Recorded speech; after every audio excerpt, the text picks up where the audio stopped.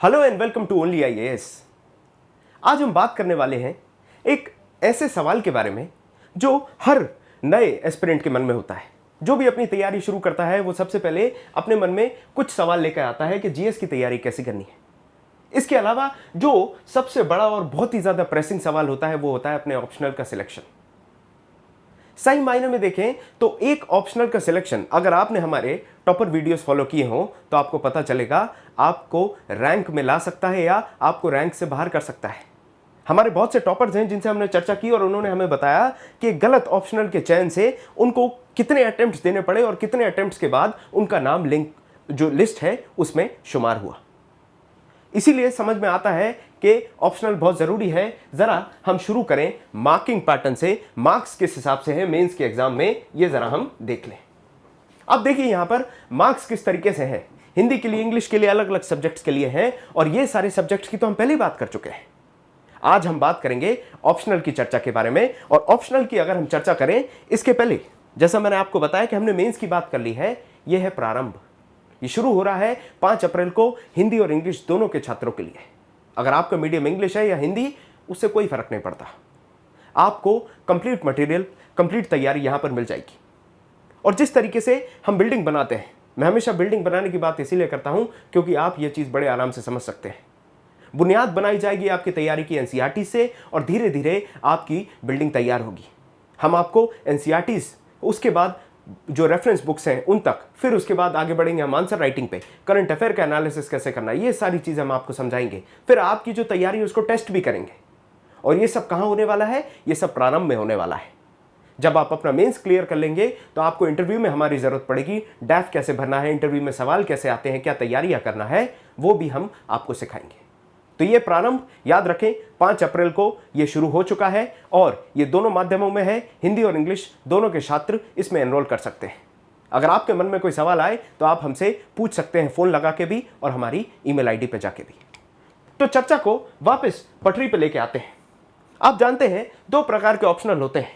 एक हो जाता है लिटरेचर से संबंधित, जो अलग अलग भाषाएं हैं उनसे संबंधित, और एक हो जाता है सब्जेक्ट से संबंधित, जैसे हिस्ट्री हो गया, फिलॉसफी हो गया, एंथ्रोपोलॉजी हो गया, साइकोलॉजी हो गया। अब यहां पर इंपॉर्टेंट यह आ जाता है कि सर हमें कौन सा लेना है सब्जेक्ट। ऑप्शनल लेना है तो उसका चयन किस पर्टिकुलर फैक्टर्स को डिसाइड करते हुए लेना चाहिए, कौन से उसके डिसाइडिंग फैक्टर्स बनेंगे, उनको हम आज एनालाइज करेंगे।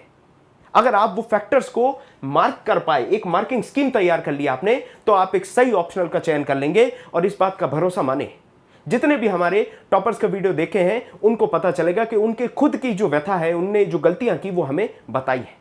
अगर आपने नहीं देखी तो आप वो वीडियोस देख सकते हैं, आपको समझ में आएगा कि एक सटीक और सही ऑप्शनल का चयन कितना इंपॉर्टेंट होता है। ये कुछ सब्जेक्ट्स के बाद मैंने लिटरेचर के भी सब्जेक्ट्स डाल दिए हैं आपकी आसानी के लिए, ताकि आप समझ सकें कि इनमें से भी आप ऑप्शनल को चुन सकते हैं।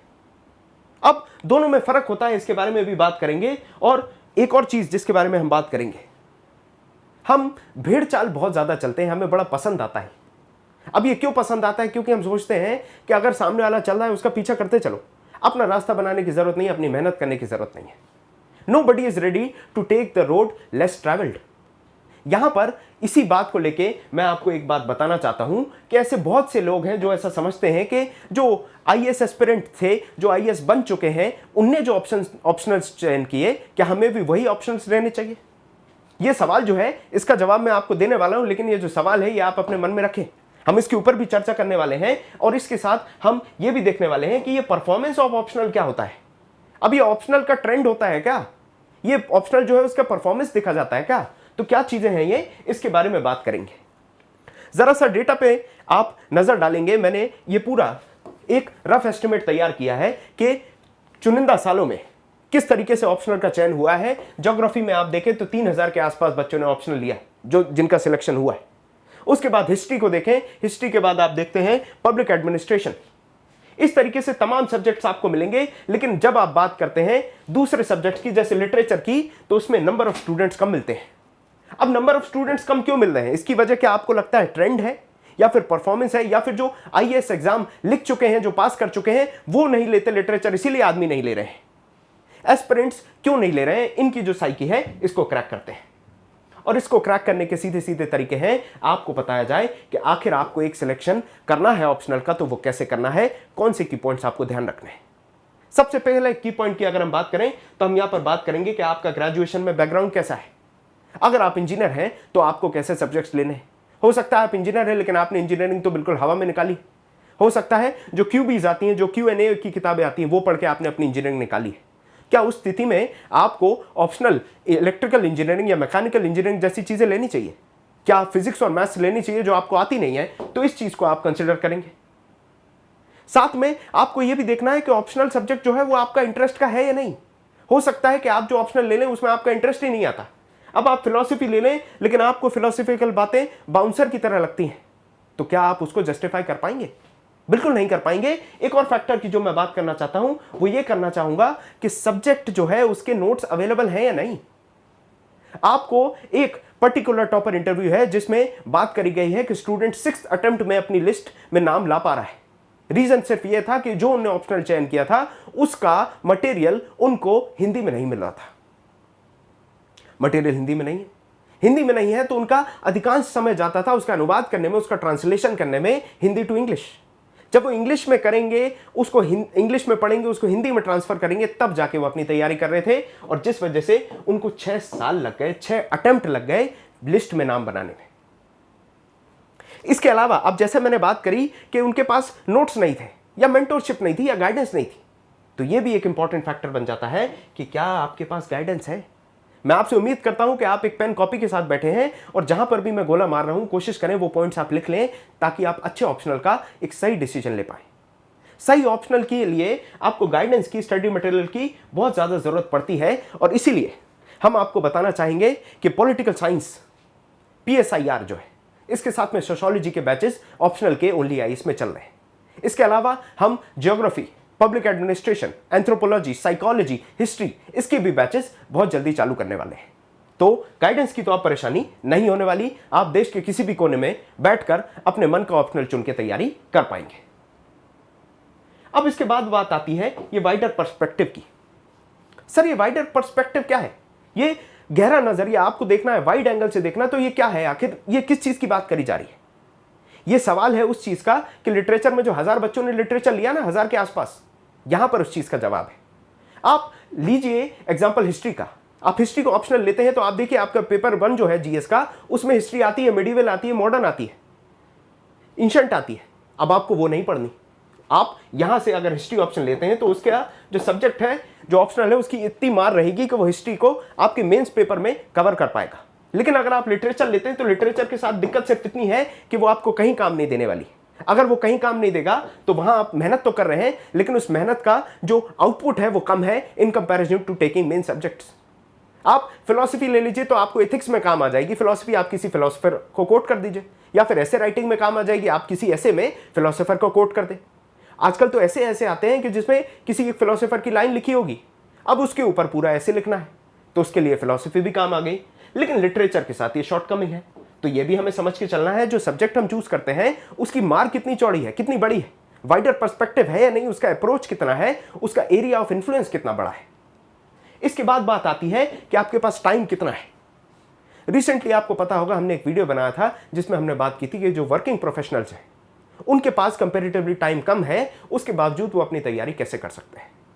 और उसी बात को अपने दिमाग में रखते हुए आपको यह बात भी समझनी है कि अगर आप वर्किंग प्रोफेशनल हैं तो स्वाभाविक सी बात है आपके पास समय की कमी होने वाली है।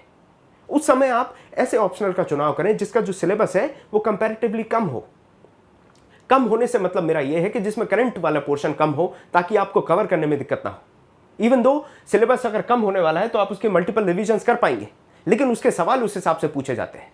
पर अगर कोई वर्किंग एस्पिरेंट है तो उसको टाइम एज अ कॉन्स्ट्रेंट अपने दिमाग में रख के सिलेक्शन करना चाहिए ऑप्शनल का। अब जैसा मैं एरिया ऑफ इंटरेस्ट की बात कर रहा था, थोड़ा सा मैं इसके ऊपर और रोशनी डालने का प्रयास करता हूं। एरिया ऑफ इंटरेस्ट का मतलब है न्यूज़पेपर आप पढ़ते हैं। न्यूज़पेपर में आपने पढ़ा कि ट्रंप जो है वो प्रेसिडेंट थे, अब प्रेसिडेंट जो नए बनने वाले हैं जो बाइडेन बनने वाले हैं, और उसके पीछे क्या हो रहा है, कैपिटल हिल के ऊपर हमला कर दिया गया है। राइट्स, डेमोक्रेसीज, पॉलिटिक्स, ये सारी चीजों में अगर आपको इंटरेस्ट आ रहा है, या फिर आप देखें इंटरनेशनल रिलेशन में ईरान के ऊपर जो ईरान का न्यूक्लियर प्रोजेक्ट है या न्यूक्लियर प्रोग्राम है उसके हेड को मार डाला जाता है, ऐसी खबरें आपको इंट्रीग करती हैं, आप दिमाग लगाते हैं आपके जो इक्वेशन है ईरान और इंडिया की और ईरान और यूएस की या ईरान और इजराइल की, उसमें कैसा चेंज आएगा।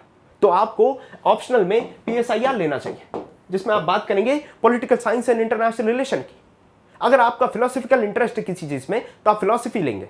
हिस्ट्री में जागरूक हैं, अगर आप हिस्ट्री में इंटरेस्टेड हैं तो हिस्ट्री लीजिए। तो अपने इंटरेस्ट को हमेशा देखिए ताकि आप मजे से इस लंबे 5 महीने के समय को काट पाएं, अपनी तैयारी कर पाएं। लास्ट और सबसे इंपॉर्टेंट बात, गाड़ी में पेट्रोल कितना है ये देख लेना। इसका सीधा मतलब यह है कि आपके पास रिसोर्सेस कितने हैं, क्या आपके पास पैसे हैं सफिशिएंट कि आप किसी दूसरे शहर में जाके अलग से किराए का घर लेके कोचिंग आ जा पाएं, कोचिंग की फीस दे पाएं, या फिर आपके पास इतने पैसे हैं कि आप ऑनलाइन किसी कोर्स को परचेस कर पाएं। इस तरीके से अपने रिसोर्सेज को पहले कैलकुलेट कर लेना। अपनी गाड़ी में कितना पेट्रोल है इस चीज को पहले देख लेना। ख्याली पुलाव पकाने की कोई जरूरत नहीं है, सीधी सीधी बात है। अगर रिसोर्सेज जिस हिसाब से हैं उस हिसाब से ऑप्शनल को डिसाइड करना। रिसोर्सेज जो है उस हिसाब से आपका ऑप्शनल चलने वाला है। बीच में अगर रिसोर्सेज की कमी हुई तो दिक्कत हो जाएगी। यहां पर हमने चर्चा करी की पॉइंट्स की कि कैसे सिलेक्शन करना है, कौन से पॉइंट्स पे सिलेक्शन टिकेगा आपका ऑप्शनल का। इसके बाद बात करते हैं हम कि कितना समय लगने वाला है। सामान्यतः देखा जाए तो आप पहली रीडिंग अगर लगाएंगे अपने ऑप्शनल की तो 2 से 3 महीने में पहली रीडिंग हो जाने वाली है। दूसरी रीडिंग अगले 2 से 3 महीने में लगेगी और फाइनली आप क्या करने वाले हैं, लास्ट में जब आप रीडिंग करेंगे इसके साथ में आपको क्या करना है, आंसर राइटिंग की प्रैक्टिस करनी है। हर दिन 1 घंटे आपको आंसर लिखने हैं अपने ऑप्शनल के। इस तरीके से आपका ऑप्शनल पुख्ता हो जाएगा और ऑप्शनल ही आपको लिस्ट में रैंक दिलाएगा बढ़िया से बढ़िया। इसके लिए ऑप्शनल बहुत जरूरी हो जाता है। तो 5 से 7 महीने के आसपास में आप अपने ऑप्शनल की तैयारी कंप्लीट कर सकते हैं, depending on the subject you have chosen. यहां तक आपको मेरी बात समझ में आ गई होगी कि डिसाइडिंग फैक्टर्स कौन से रहने वाले हैं, इसकी हमने बात की। साथ में हमने बात की कि टाइम कितना लगने वाला है प्रिपेयर करने में। फिर से मैं एक बार बता दूं, जीएस के सब्जेक्ट्स की आप चिंता भूल जाएं। 5 अप्रैल से हिंदी और इंग्लिश दोनों में शुरू हो रहा है प्रारंभ। तो इससे आप अपनी जीएस की कंप्लीट तैयारी कर सकते हैं और मैंने बता भी दिया है कि क्या क्या फीचर्स हैं, आप यहां पर भी पढ़ सकते हैं। तो यह थी हमारी चर्चा जिसमें हमने बात की आपसे कि ऑप्शनल का सिलेक्शन कैसे करना है। और सबसे महत्वपूर्ण इस तैयारी में होने वाला है टाइम मैनेजमेंट। तो टाइम का खास ध्यान रखें, अपने टाइम को ऐसी जगह लगाएं जहां से प्रोडक्टिविटी ज्यादा मिले, प्रॉफिटेबिलिटी ज्यादा हो। यह था लेक्चर ऑप्शनल चुनाव के बारे में, गाइडेंस आपके लिए कि आप कैसे ऑप्शनल चुन सकते हैं।